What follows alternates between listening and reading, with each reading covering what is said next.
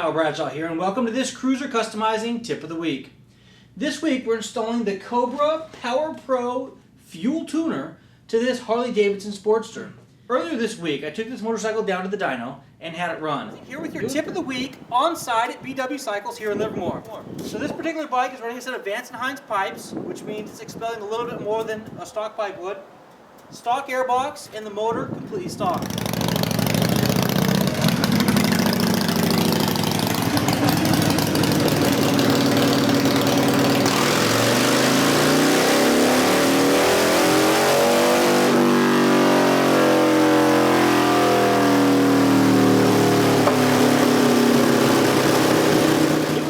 Just over 61 horsepower and just over 67 foot-pounds of torque.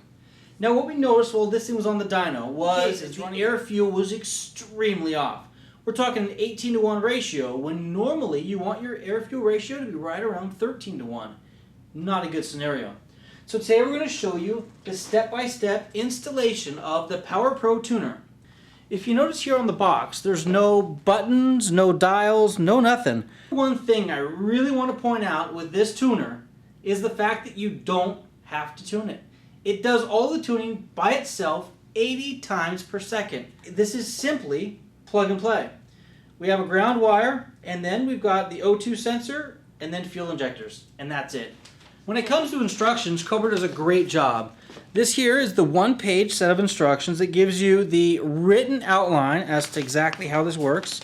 And then here are the couple diagrams that will help you more appropriately get this thing attached to your motorcycle.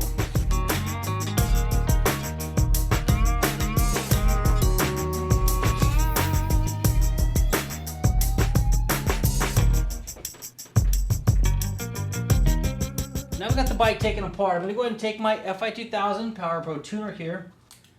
I'm going to remove my double stick tape backing, and now I'm going to position this right here on the side of the battery case. PowrPro is installed. We've got a couple things going on here. We've got this ground wire that's going to attach to the frame just back behind here.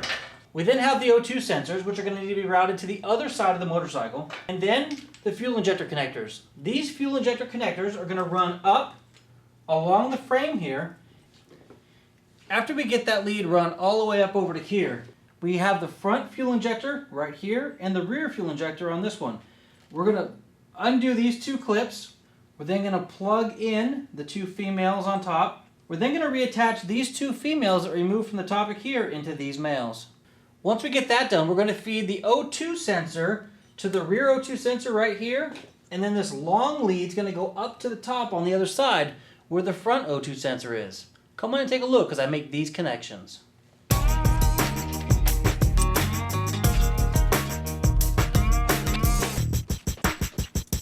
Now that we have the Fi2000 fuel injector connectors up here at the top, I'm now going to reach in here and disconnect the stock fuel injector connectors.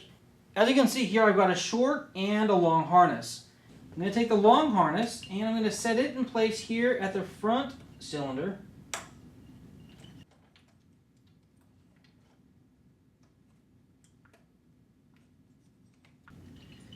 I'm now going to do the same thing for the rear cylinder. I'm going to pull this out of the way. This up and over. Plug it in. And we'll reattach the female. And now I'm going to go ahead and just tuck these away, just like that. Now before I move to the other side and tackle the O2 sensors, I'm going to go ahead and attach our ground wire right here.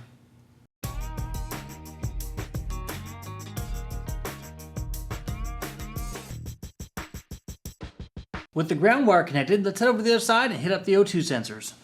Here on the right side of the motorcycle, we've got two O2 sensors. We've got one right up here at the top, just above the air cleaner, and we've got another one right back here in the back coming out of the head pipe. I'm going to go ahead and disconnect and reconnect both of these so we close the loop.